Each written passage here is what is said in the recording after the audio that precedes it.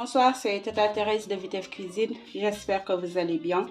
Bon, aujourd'hui, on vous prépare du chou. C'est un plat aussi sénégalais qu'on appelle du chou. On peut le préparer avec de la viande. On peut le faire aussi avec du poisson. Je pense que j'avais déjà fait une recette avec ce même plat, mais avec de la viande. Aujourd'hui, on le fait avec du poisson. C'est aussi un plat qu'on prépare avec de l'huile rouge, qu'on appelle de l'huile de palme, et des oignons et quelques ingrédients. Maintenant, pour faire cette recette, on aura besoin de l'huile de palme venant de Vitef Cuisine. Mbokk yi diwtiir bi comme ni ma leen ko waxee rek man maa koy jaay diwtiir bu neex la diwtiir bu baax. C'est de l'huile de palme pure et naturelle. On aura besoin aussi des oignons, de la tomate fraîche, de la tomate concassée,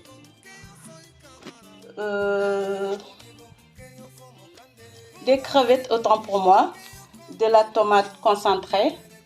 Li nak mako ci yokku, ça c'est un plus.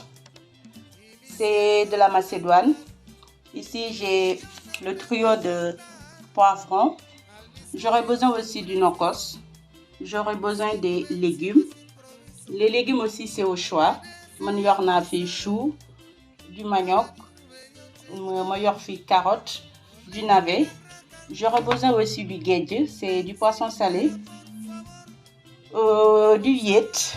Je pense que tout le monde connaît le yet. On a fait aussi le touffeux. Moi, je l'appelle le fils du yet. J'aurai besoin aussi des épices. Bon, les épices aussi, c'est au choix. Ici, j'ai du paprika, j'ai de l'ail, un peu de sel, du cumin, de curcuma et du poivre. J'aurais besoin du poisson, comme je le fais avec du poisson. Le poisson aussi, je l'ai un peu assaisonné. Comme ça, et sans plus tarder, on va commencer. Maintenant, on va commencer. Là, j'ai mis un peu d'huile et je vais rajouter de l'huile de palme. Il y en a d'autres qui disent qu'on ne peut pas mélanger les deux. Moi, je dis si, quand on fait du chou, on peut faire les deux.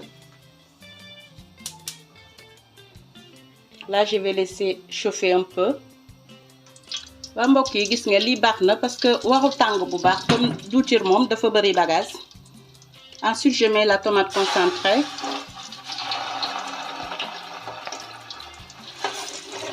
Et je vais remuer. Après, je rajoute de la tomate concassée.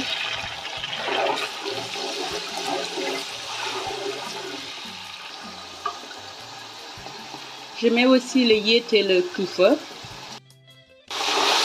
Là, j'ai mis le yet et le touffeux. Je laisse cuire la tomate. Damay bàyyi tomate bi ba mu taalale.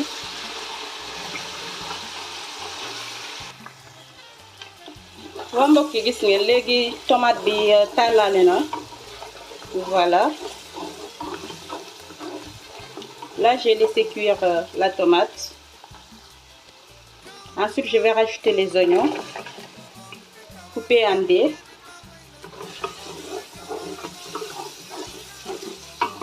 Là, je vais remuer tout doucement.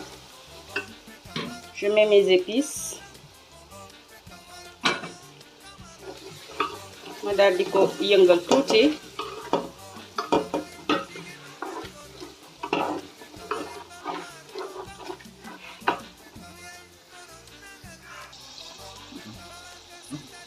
Waa léegi damay ñëw daal di def légumes yi. Je mets les légumes maintenant. Ensuite, je rajoute un peu d'eau. Ma yokk ci tuuti ndox rek. Comme ça, ma mën ma ñoral légumes yi.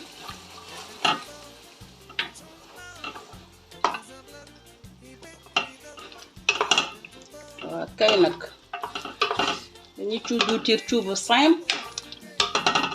Nga xamante ne du nekk fii duñu sonal ak ay bagage yu bare. Léegi ma ñëw rek daal di def jën bi. Je mets le poisson. Jën bi dama ko diigal noonu fiiriru ma ko defuma ko dara.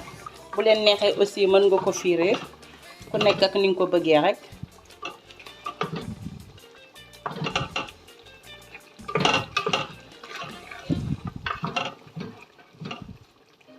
Pour les personnes qui veulent de l'huile de palme, vous pouvez contacter le 06 24 50 59 74 pour ku nekk fii Europe te nga soxla si diwtiir bi da ngay woote ci 06 24 50 59 74 bu ko defee nag ñu daal di ko livrer fépp foo nekk ci Europe daal dañuy def ay colis te macha allah nag je touche du bois maa ngi ciy am ay retours yu positifs parce que lu may jaay lu sell la déjà te qualité lay jaay en plus te dafa neex nag boo ci amee ci suppu kànja moom doo ci wax dara.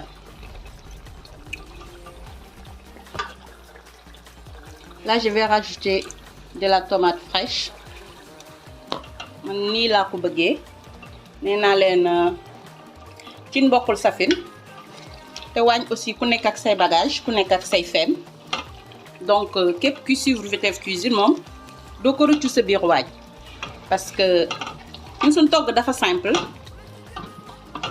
compliqué wul lépp loo bëgg ci togg VTF Cuisine rek boo ko waxee ci marché yi di nga ko fa trouver donc pour les personnes qui sont pas encore abonnées si suñu chaîne vous pouvez vous abonner da ngeen di dem rek vous allez sur YouTube VTF Cuisine ngeen appuyer sur la cloche. waa mbokk yi gis ngeen macha allah léegi damay ñëw rek daal di ci yokk sama poivron ba def ci sama macédoine c'est facultatif mais dafa neex ci cu aussi bu leen neexee aussi mën ngeen ko def ci le riz blanc bu ngeen di togg seen macarons. Ensuite je vais rajouter 2 cuillères d'assaisonnement.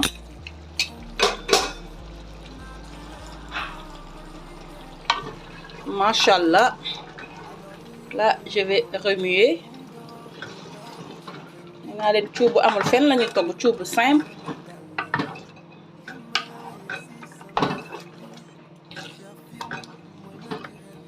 ok nag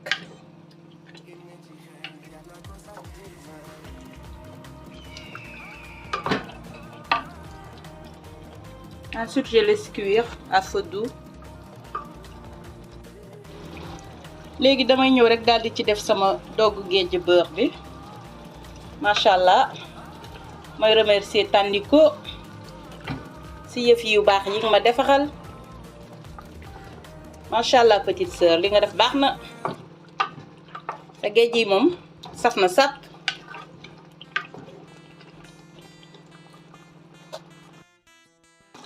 waa mbokk yi gis nga léegi damay ñëw daal di def crevettes yi. Maintenant je mets les crevettes génnew ma bopp bi noonu laa koy defee danga koy raxas ba mu set rek nga daal di ko ci def. mais aussi j'ai mis du piment fort. léegi damay ñëw rek daal di bàyyi crevette bi mu ñor surtout.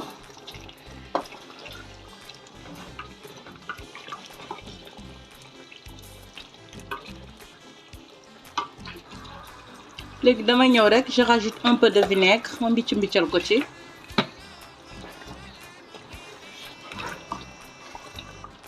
macha allah.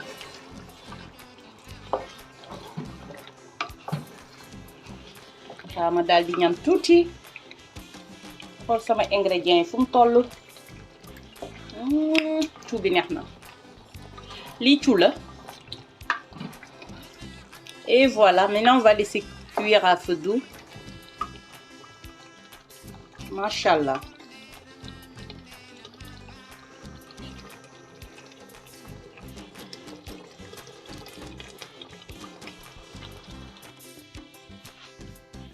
waa mbokk yi lii la ñuy indiloon tey ci cu diwtiir ñi nga xamante ne dañ ko def ak suñuy salañ maanaam def ci tuuti macédoine boole si koy crevette mu nekk tamit plat bi nga xamante ne man dama ko bëgg ak sama famille moo tax tey nag ma daal di leen ko baaxee di ko partager ak yéen di leen di wax aussi bu leen fàtte di abonné aussi suñu chaîne YouTube ngay tapé VTF Cuisine méttiwul te gis te nakarewul et c'est obligatoire boo duggee ci VTF Cuisine rek da ngay daal di abonné wu nga appuyer aussi cloche bi bu ko defee ngay mën di jot ci suñuy notification saa yu ñu dugalee vidéo di leen wax aussi dee leen di partager vidéo yi surtout di ko partager ak seen famille, di ko partager ak seeni xarit, di ko partager ak seeni am di jàmm di aimer surtout di commenter tamit bu ko defee ñun xam nga rek comme ni ñuy waxee rek nul n'est parfait léegi nag peut-être di ngeen gis ci lu ñuy def li nga xamante ne am na lu ci manqué ngeen daal di ñu ko baaxee bu ko defee ñun tamit prochaine fois ñu jéem a rectifier wu ñu leen jox dig daje fii ak beneen yoon ak beneen recette fii ci Vitef Cuisine merci.